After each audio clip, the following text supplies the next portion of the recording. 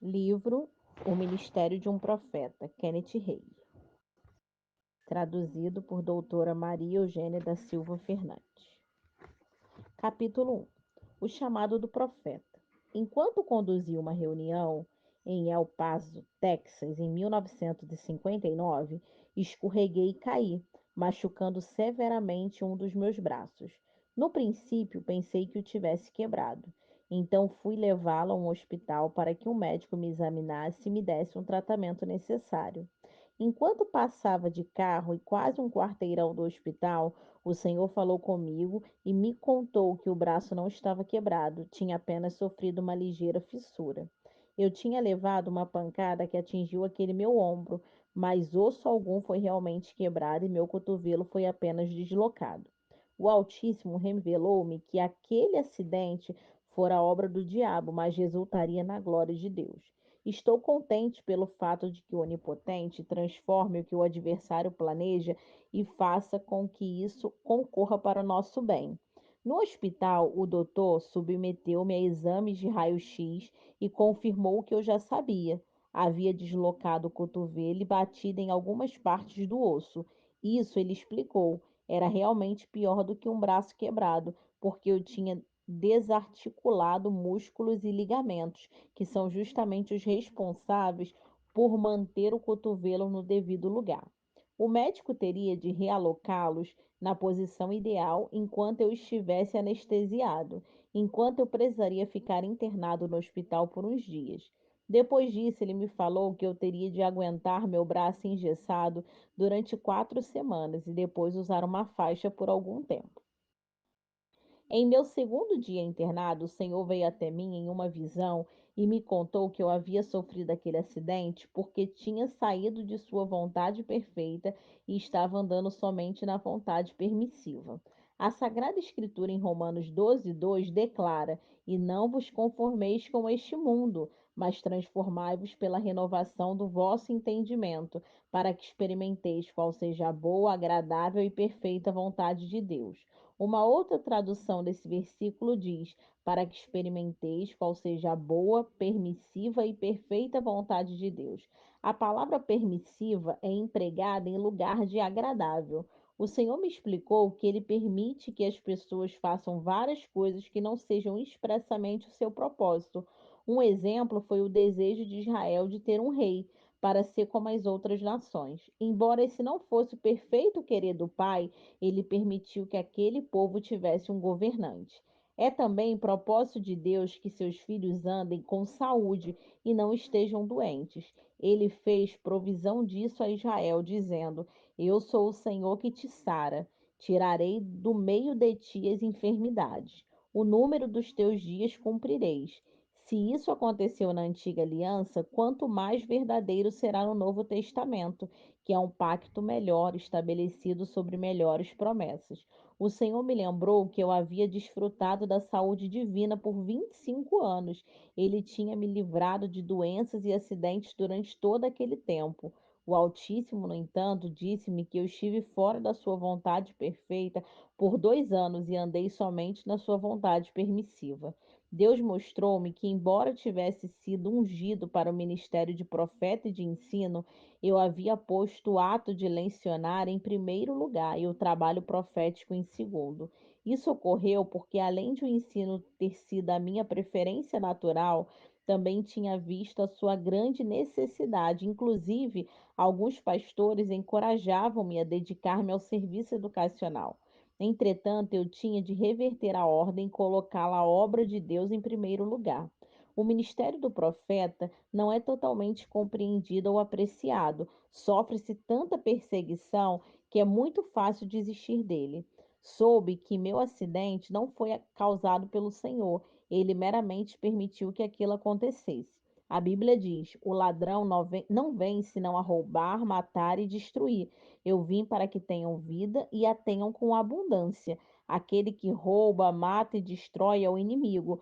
O Senhor não ordena isso, mas ele pode permitir. Por exemplo, Deus não causou a morte dos filhos de Jó ou o roubo dos seus rebanhos. Tampouco ordenou que os ladrões o saqueassem. não fez com que o fogo queimasse suas plantações e não feriu o corpo daquele homem com furúnculos. No entanto, o Senhor deu a Satanás permissão para fazê-lo e assim ele o fez. Para conseguir a minha atenção e trazer a submissão completa e a obediência à sua vontade perfeita, o Onipotente precisou permitir que essa calamidade viesse sobre a minha vida. Essa é a terceira vez que eu tenho de falar com você sobre essa mesma coisa. O Senhor me disse: por essa razão, deixarei você usar gesso e te põe em seu braço por um período. Contudo, acelerarei seu processo de cura e não terá que ficar incapacitado tanto tempo como o médico alegou que seria necessário. O desejo perfeito de Deus é que homens e mulheres usufruam da cura e da saúde divina. Muitos, no entanto, são como eu era, vivem somente na esfera da vontade permissiva do Senhor. Por essa razão, tem sido permitido que as dificuldades surjam no caminho deles. Outros são fracos na fé, a qual não é forte o suficiente para fazê-los se apropriarem do que lhes pertence. Alguns nem mesmo sabem o que lhes cabe por direito. 13 dias depois, voltei ao médico para trocar o gesso e, após a remoção deste, o doutor examinou espantado meu braço. Ele me contou que nunca tinha visto uma cura de um membro superior tão rápida e normalmente ele levaria pelo menos 28 dias para se restabelecer. Ele tinha dito à minha esposa que provavelmente eu jamais seria capaz de tocar meu ombro, contudo posso fazê-lo. De fato, o Senhor afirmou que restauraria em 99% o movimento daquele braço. Ele deixaria aquele 1% incapaz com uma lembrança para mim, parecido com o incidente em que o anjo tocou a coxa de Jacó, colocando seu quadril fora da junta pelo resto de sua vida. Posso velejar algumas vezes completamente esquecido do meu braço ferido, mas se eu for em algum lugar onde não estiver usando meu ministério profético como deveria, Deus me faz recordar do que aconteceu comigo. Quando meu braço começa a doer, rendo-me completamente ao Pai. Em Efésios 4:8, lemos: por isso diz: quando ele subiu às alturas, levou cativo e cativeiro e concedeu dons aos homens. E ele mesmo concedeu uns para apóstolos, outros para profeta, outros para evangelistas e outros para pastores e mestres. Esses são os 5 dons ministeriais que Paulo notou que o Senhor deu aos homens, com vista ao aperfeiçoamento dos santos para o desempenho do seu serviço, para a edificação do corpo de Cristo. Note que a palavra mencionada primeiro os apóstolos, há alguns que dizem que existiam somente os primeiros 12 apóstolos de Jesus. Todavia, existem 24 indivíduos no Novo Testamento que são chamados de apóstolos. A palavra grega para apóstolo significa enviado. O próprio Paulo não foi um apóstolo, um enviado, nos termos em que foram os 12 que seguiram o Mestre, uma vez que ele não esteve entre esses homens no início do ministério terreno de Cristo. Paulo não viu nem ouviu os ensinamentos do Nazareno quando esses andavam no meio deles. No entanto, o Novo Testamento deixa clara a apostolicidade de Paulo em vários textos, como Atos 14:14, Romanos 1:1, Romanos 11:13, 1 Coríntios 1:11 e assim por diante. Isso mostra que o conceito de apóstolo deve ser mais amplo do que simplesmente referir-se ao grupo dos 12 discípulos de Jesus. Judas foi um dos 12 apóstolos originais. No entanto, após ter traído o Filho de Deus e haver se enforcado, foi substituído por Matias, o qual foi constituído o 13º apóstolo. Em Atos 14:14a, as Escrituras declaram: ouvindo, porém, isto, os apóstolos Barnabé e Paulo, Barnabé foi tão apóstolo quanto Paulo, de acordo com esse texto. Então, Paulo e Barnabé foram o 14º e o 15º apóstolo. Em Gálatas 1:17 e 19, lemos: nem tornei a Jerusalém a ter com os que já antes de mim eram apóstolos, mas parti para a Arábia e voltei outra vez a Damasco. Depois, passados 3 anos, fui a Jerusalém para ver a Pedro e fiquei com ele 15 dias, e não via nenhum outro dos apóstolos, senão a Tiago, irmão do Senhor. Paulo chamava Tiago de apóstolo, embora este não fosse um dos 12 originais. porque foi enviado para ser cabeça da igreja em Jerusalém. Paulo o chamava de apóstolo, porque aquele irmão de Jesus foi um enviado. Então, em Romanos 16, 7, Paulo escreveu: Saudai a Andrônico e Júnia, meus parentes e meus companheiros na prisão, aos quais se distinguiram entre os apóstolos e que foram antes de mim em Cristo. Paulo começou sua epístola aos Tessalonicenses da seguinte maneira: Paulo e Silvano e Timóteo à igreja de Tessalonicenses. Então, escrevendo seu segundo capítulo, ele se refere aos três como apóstolos de Cristo. Em 2 Coríntios 8, 23, dois irmãos não nomeados são chamados de apóstolos. Então, em Filipenses 2, 25, Paulo diz: Julguei, contudo, necessário mandar-vos Epafrodito, meu irmão e cooperador e companheiro nos combates, e vosso enviado para prover as minhas necessidades.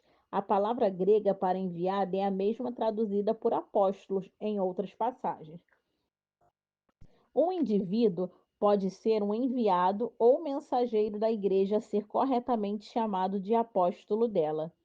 Schmidt foi chamado de apóstolo da fé, mas quando o bom mestre os chama e os envia, eles são apóstolos de Cristo. Entre os dons ministeriais de Jesus não há menção de missionários. Na realidade, o vocábulo missionário não é encontrado no Novo Testamento.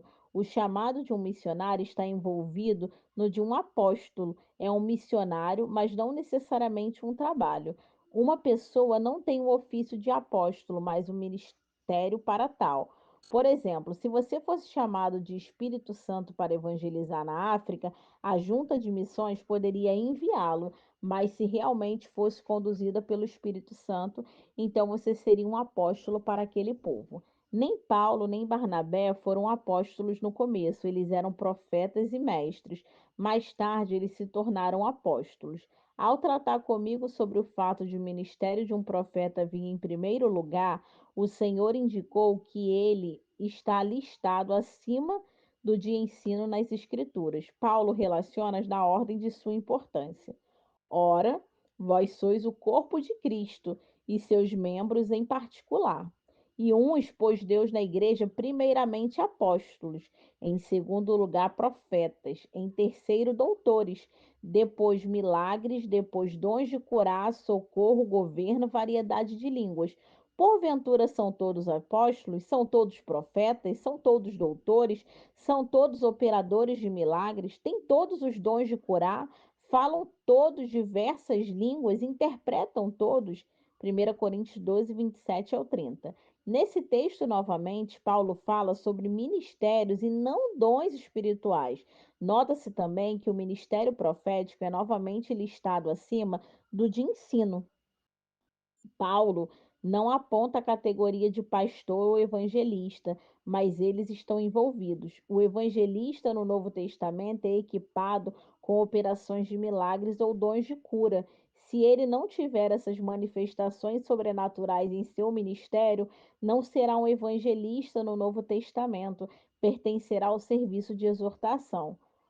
Oral Roberts é um tipo de evangelista do Novo Testamento, pois dons de cura operam em seu ministério. William Branham foi um profeta, não um evangelista. T.L. Osborne é uma combinação de evangelista e apóstolo. Ele é um enviado. Aqueles que vão de igreja em igreja tocando música, entoando canções e pregando um sermão evangelístico não são evangelísticas de maneira alguma, mas exortadores. O pastor é aquele que está envolvido em governos e socorros. Ele é o cabeça da igreja. Cristo é o bom pastor, o cabeça do corpo de toda a igreja. O pastor da denominação e do rebanho local está abaixo do supremo pastor. Assim como o governo de todo o corpo emana da cabeça, a direção da congregação reside no ofício pastoral. Ele não cabe ao diácono. Essa é a razão pela qual muitas igrejas no Evangelho pleno estão com problemas e vêm perdendo o poder e a unção, porque seguindo outras denominações permite que sejam administradas por homens despreparados para tal responsabilidade, pelo fato de não terem recebido a unção e a chamada de Deus. Diáconos têm a função de servir e ajudar quando são solicitados.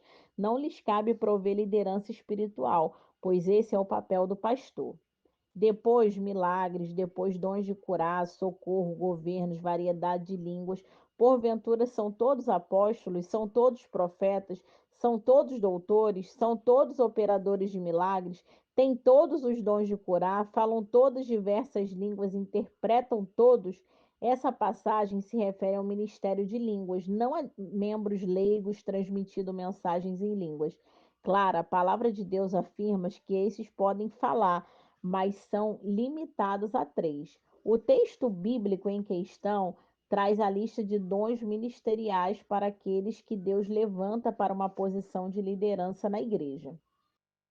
Não é o caso dos leigos, pois esses não foram levantados, só estão na igreja por terem nascido de novo. Esse é o dom ministerial, no qual se usa uma variedade de línguas para ministrar. É raramente visto em igrejas do evangelho pleno hoje em dia, e por isso muitos ministérios têm sido negligenciados e deixados de lado. Conheci somente um ministério desse tipo, era de um casal que com frequência ministrava com línguas e interpretação. Em um grupo de 25 pessoas, aqueles servos do Senhor ministravam a cada um com esse tipo de dons espirituais. Com certeza isso é espiritual. Um pastor, evangelista, apóstolo ou profeta pode tê-los, pois isso segue junto ao ministério deles. Vi aquele casal dizer exatamente às pessoas, por meio daquelas manifestações do Espírito, quais eram as necessidades dele, o que elas pensaram e disseram antes de chegarem à igreja e qual era a resposta para o problema de cada uma. Deliberadamente pedi a amigos cujas dificuldades eu conhecia que fossem à congregação daqueles servos de Deus. Eu sabia que aquele casal nunca tinha visto esses meus amigos, por isso pedi que ministrasse para eles. A esposa impôs as mãos sobre eles e falou em línguas, e o marido então interpretou, revelando-lhes suas necessidades espirituais e dificuldades melhor do que eu, que os conhecia, poderia fazê-lo. Ele falou pelo Espírito. Isso é variedade de línguas, isso é bíblico, mas não é destino a leigos, não é destinado a leigos. As línguas de leigos são para uso primariamente em sua vida de oração, a fim de edificá-los e ajudá-los a adorar a Deus. Em Atos 13:1 está escrito: na igreja que estava em Antioquia havia alguns profetas e doutores, a saber, Barnabé, Simão, Lúcio, Manaém e Saulo. Todos os cinco eram profetas e mestres. Lemos no capítulo seguinte que Barnabé e Paulo eram apóstolos, os quais foram enviados para ministrar aos gentios. Todas as vezes que esses homens são mencionados, são nomeados a princípio como profeta e posteriormente como mestres, obedecendo a essa ordem. Quando o Senhor tratou comigo, ele disse: Você deixou a minha vontade perfeita e se fez mestre e depois profeta. Finalmente abandonou por completo seu ministério profético. Reverta a ordem, coloque em primeiro lugar e seu ministério de ensino em segundo. Um profeta é alguém que tem visões e revelações. Paulo disse que ele aprendeu o evangelho pela revelação de Jesus Cristo. No Antigo Testamento, um profeta era chamado de vidente, pois podia ver e saber das coisas de maneira sobrenatural. E falem dois ou três profetas e os outros julguem, mas se a outro que estiver assentado for revelado alguma coisa, cale-se o primeiro. O profeta é aquele que, de modo sobre-humano, vê e sabe das coisas, porque tem dons de revelação e profecia operando em sua vida e ministério.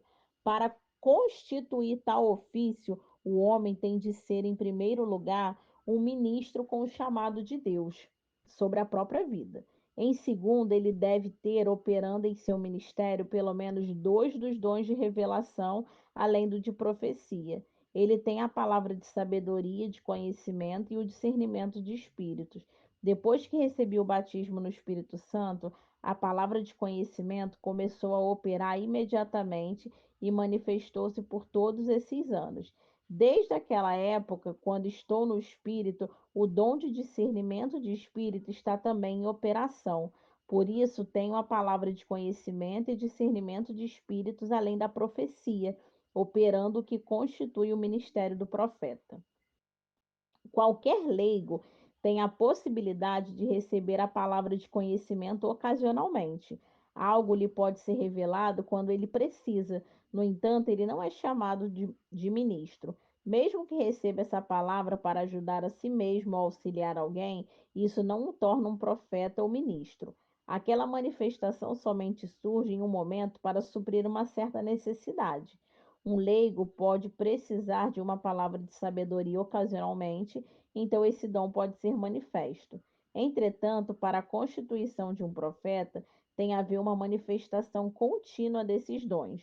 No Antigo Testamento, todos os dons estavam em operação, exceto de línguas com interpretações.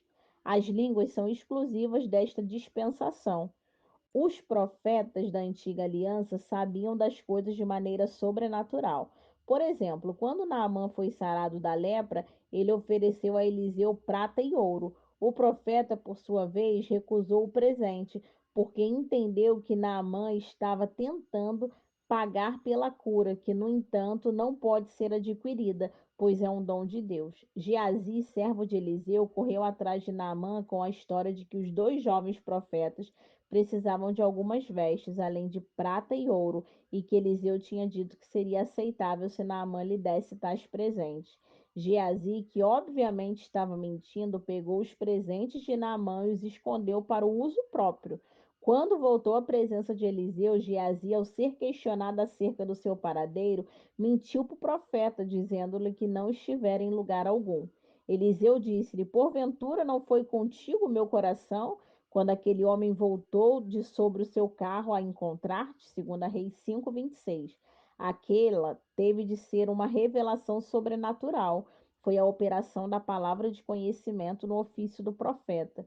Muitos pensam que se você tiver esse ministério, pode dizer qualquer coisa sobre todos. Isso, no entanto, só é possível quando o Senhor deseja. Evidentemente, Geazi sabia disso porque ele estava com o profeta todo o tempo e sabia que este não tinha conhecimento de tudo em todo momento. Provavelmente, aquele servo pensou que podia livrar-se de Eliseu com uma mentira. Frequentemente, as pessoas me escrevem querendo que eu lhes diga o que está errado com elas. Entretanto, elas têm de estar à minha frente no culto quando o dom está em operação. Não posso simplesmente apertar um botão e começar a funcionar como um gravador transmitido aquilo que é parte do Senhor, quando o Espírito deseja e a unção vem sobre mim. Essa é a razão pela qual prego acerca disso. Então a fé da congregação aumenta e a unção me sobrevém a fim de começar a ministrar. Se eu pudesse ministrar desse jeito, todas as noites eu o faria. Houve ocasião em que Deus me fez profetizar para cada pessoa solteira da multidão, dando-me uma mensagem para todas. Quando o Espírito está em manifestação, qualquer coisa pode ocorrer, mas não posso fazer isso acontecer somente porque esse é o meu desejo. Certa vez, pregando em Kansas, a esposa de um ministro pediu-me que orasse por ela, pois tinha um pedido especial e queria ajuda. Quando aquela senhora falou, a revelação começou a vir até mim e falei-lhe que esperasse um minuto. Se uma pessoa lhe conta a sua necessidade, então você lhe transmite o que Deus mostrou a você, ela não sabe se você falou o seu próprio conhecimento. No entanto, quando o Pai, de modo sobrenatural, revela a necessidade daquela pessoa e dá instrução de como resolver o problema, então ela sabe que se trata unicamente de uma ação sobrenatural. A palavra do Senhor veio a mim dizendo que um pouco depois daquela mulher ter sido salva, ela havia pecado. Desde então, um demônio enganador a confundia e dizia repetidamente que ela havia cometido um pecado imperdoável. O Altíssimo me mostrou que às vezes ela ficava muito deprimida e desencorajada. Como eu lhe disse isso, ela ficou maravilhada e falou que eu devia ser um leitor da mente, porque essa era precisamente a situação em que ela estava vivendo. Aquela mulher me disse que 2 anos após ser salva, ela contou uma mentira e o diabo começou a atormentá-la. Tomei autoridade sobre o espírito enganador e ordenei que ele a deixasse naquele momento. Eu a vi várias vezes depois disso e sei que não foi mais atormentada desde que orei por ela. Em uma outra cidade, intercedi por um jovem que estava tendo ataques epiléticos. Ele tinha idade para servir no exército, mas foi rejeitado por causa da doença. Quando ele entrou na fila daqueles que queriam obter cura, soube por revelação do Espírito Santo que eu tinha de lidar com o espírito maligno, o qual expulsei em nome de Jesus. 12 meses depois, eu estava novamente naquela igreja para um culto. Quando me sentei na tribuna antes de pregar, meus olhos pousaram naquele moço e a palavra do Senhor veio a mim. No ano passado, quando esteve aqui, você expulsou o espírito maligno do corpo daquele rapaz. Por 12 meses, ele não sofreu ataque epilético algum. Entretanto, nas últimas 2 semanas, ele foi acometido de 3 crises à noite enquanto dormia e foi acordado por causa disso. Antes desse episódio, ele não havia tido uma crise em período noturno. A razão dos ataques é que ele foi dormir com medo. O Senhor não me contou que antes de começar minha pregação eu deveria chamar o jovem para subir na plataforma, contar-lhe que o Altíssimo tinha me mostrado e expulsar aquele demônio novamente, e ensinar o rapaz como não temer e de como preservar o que possuía. Quando obedeci ao pai, chamei o moço à frente, relatando-lhe tudo que Deus tinha me revelado. Ele ficou maravilhado e confirmou o que eu havia falado. Disse-lhe que iria expulsar aquele espírito dele, mas quando o rapaz estivesse sozinho, ele próprio iria fazê-lo. Ele teria que se opor àquele demônio. A Bíblia declara que se resistir ao diabo, ele fugirá de você. Eu ensinei aquele moço como não dar lugar ao adversário. Muitos anos se passaram e, pelo que eu soube, aquele mancebo nunca mais sofreu outro ataque epilético. Isso porque a combinação dos dons da palavra de conhecimento, discernimento de espíritos e profecia, além do ministério de ensino, mostrou ao rapaz como preservar o que ele tinha e resistir ao maligno.